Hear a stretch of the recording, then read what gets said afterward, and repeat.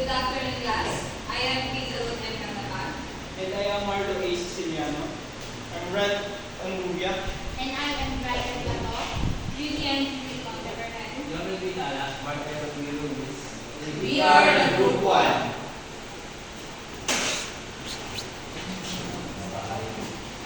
Okay, so for our today's lesson, we are going to teach you the sewing and textile. But first, let us know what is sewing and textile. Sewing means joining the different parts of the garments with the use of needle and thread. Sewing is an activity of mending or making clothes and other things using the needle and thread, because the main purpose of sewing is to produce a seam or a product like our clothes, blankets, jackets, and other things that the human can use in their everyday lives. And the textile, when we say textile, ito naman yung tela na ginagamit natin para sa pagkakahit. It can span into yarn and are processed into fabric using the different methods such as weaving, knitting, felting, and of course, sewing. A textile is a material made by interlacing fibers. It has various forms and has many functions. It can be naturally made or authentic. And textile also has a different types such as cotton, silk, linen, wool, chiffon, velvet, denim, and etc. But for our today's lesson, we are going to choose a cotton textile or a cotton shirt to be used as an example in sewing. And we also have a basic stitching techniques and style that we can use to make our own product. So alright, for this afternoon, I will show you hand sewing in its some basic stitches techniques. So first, kindly bring out the materials that I asked to you yesterday. Alright, let's get started. So the first, in hand sewing, the first thing that we need to do is insert the thread in the needle hole.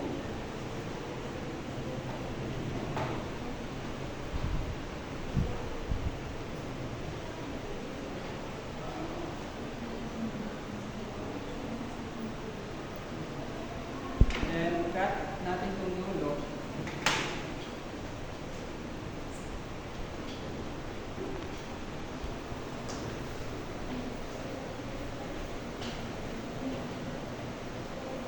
And the second step is securing a knot. Wrap the thread around our finger. Roll it between your thumb and your index finger. Then pull to make a knot. So itong accessory material, itong unnecessary thread na nasa dulo is ikakat natin. So the first stitch that I'm going to demonstrate is called running stitch. This stitch is, we can use this stitch when we stitching something quickly or to obtain a gathered appearance.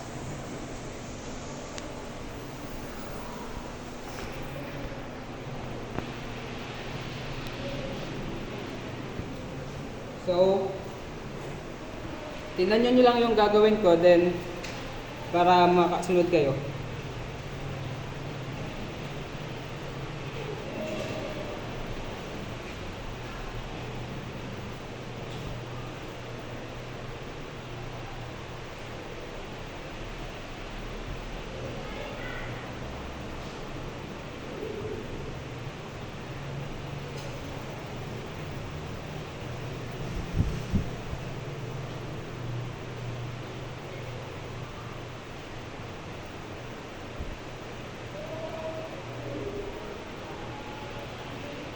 So the next step is tying off or tie off.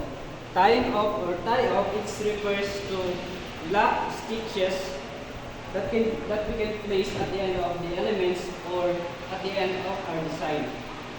So kailangan lang natin i-insert yung ating needle dito sa dulo ng thread na to.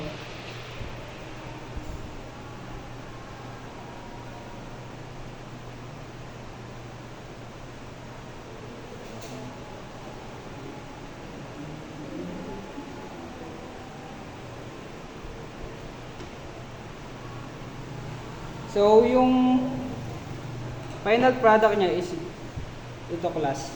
This is what we call running stitch.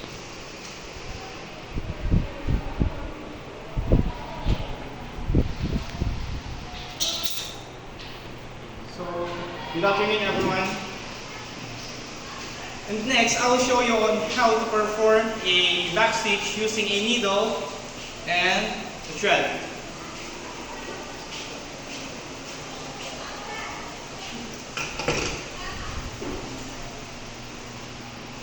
So, back stitch, it is used when you require a stronger stitch.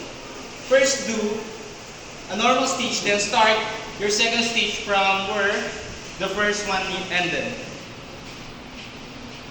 So, i-assume natin na mag-start tayo sa back of the cloth.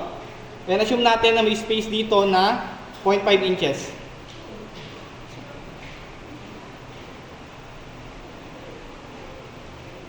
And then, i-fill lang natin yung space nung naiwang cloth dun sa unahan. Ayan. And then, dapat yung sukat nung thread dito sa unahan ay the same nung sukat dito sa may ilalim. Ayan po.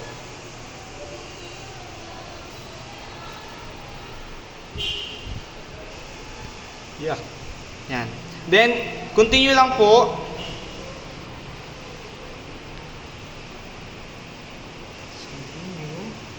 Ayan.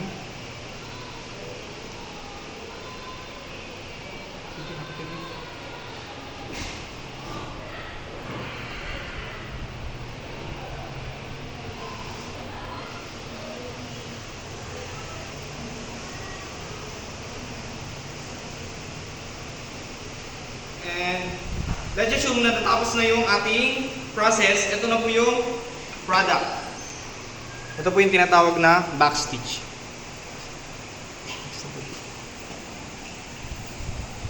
So, lastly is blanket stitch. So, I have here prepare material. So, this stitch is used when stitching two edges together.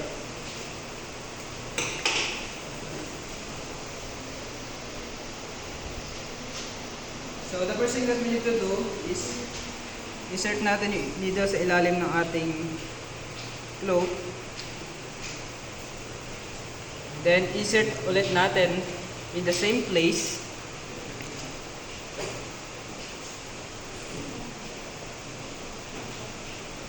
Then, full.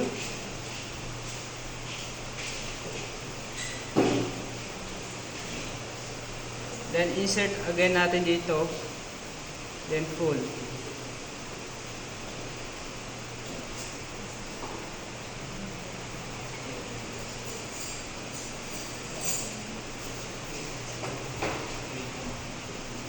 So class, continue lang natin yung ganong process, then we can make this stitch which is called blanket stitch.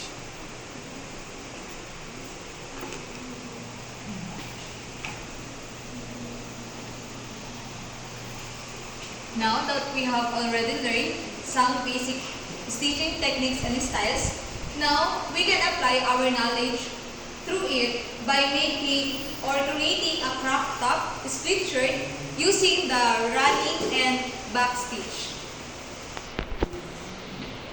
So, good afternoon.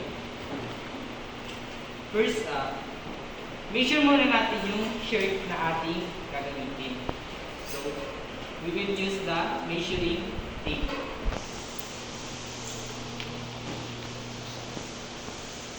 So, the length of this shirt is 26 inches. So, let's measure the width.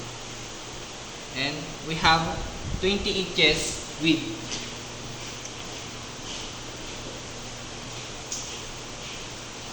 So,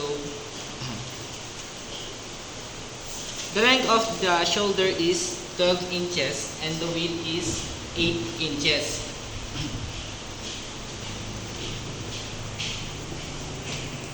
And now we begin to making a crop top split t-shirt.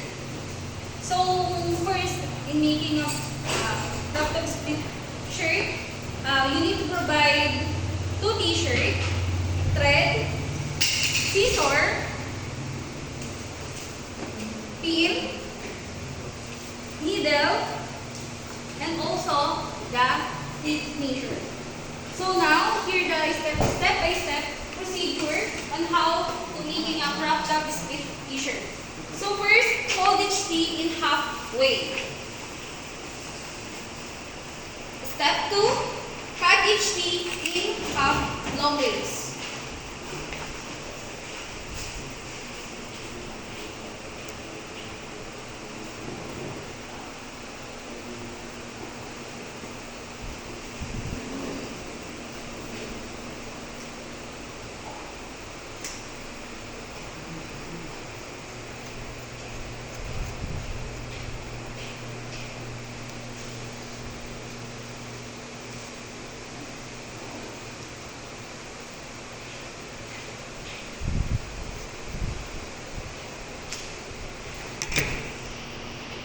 After we cut the half long waist of the 2 t-shirt, cut each tee in 8 inches less short waist.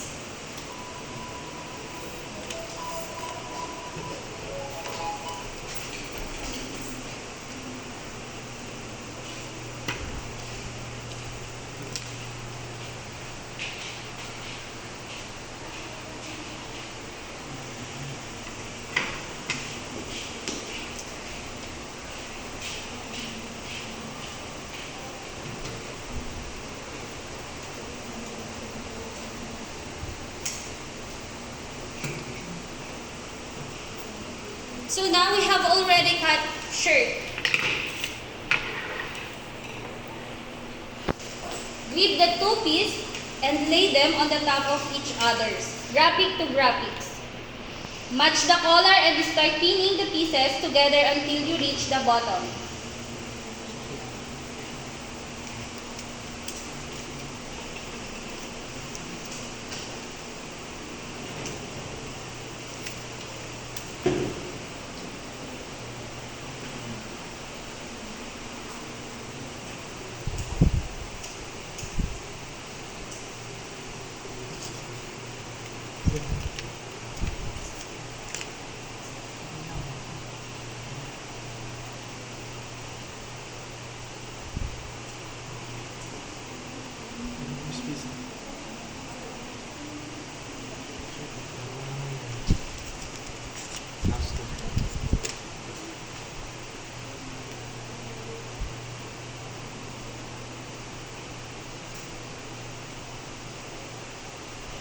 So, the step 6, the needle keeps the shirts in place.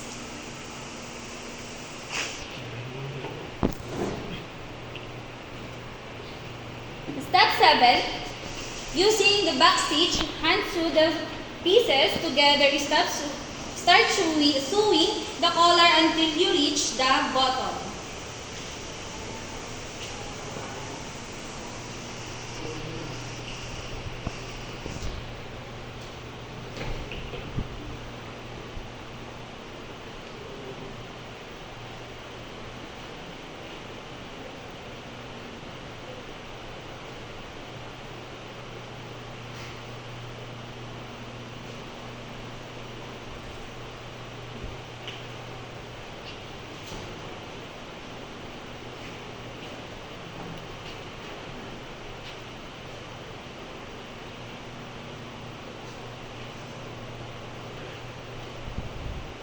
So for the step 8, now repeat step 5, 6, and 7 to finish the back of the shirt.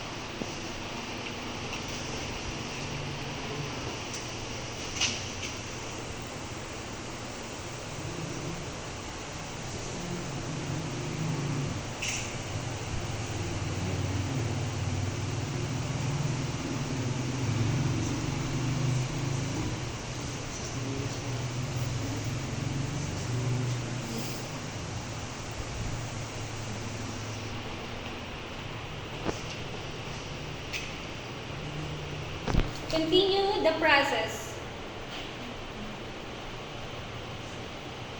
So for the step 9, for the edge of the bottom of T, pin until you reach the first pin.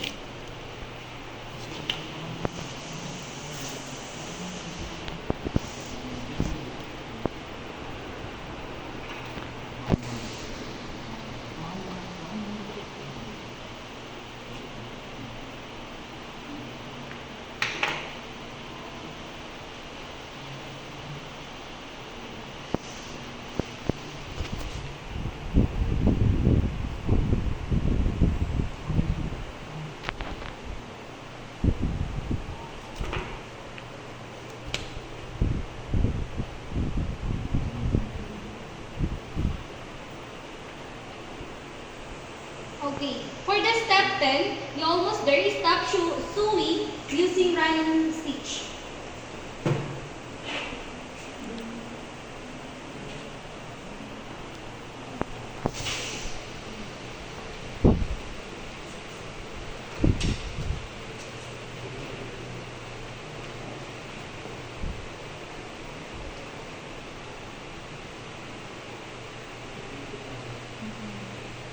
Continue the process. So now here are the finished product of the crop top split t-shirt. And last, what is the importance of studying sewing and textile? One of the benefits of the learning to sew is the ability to make your own clothes. Sewing is a life skill that can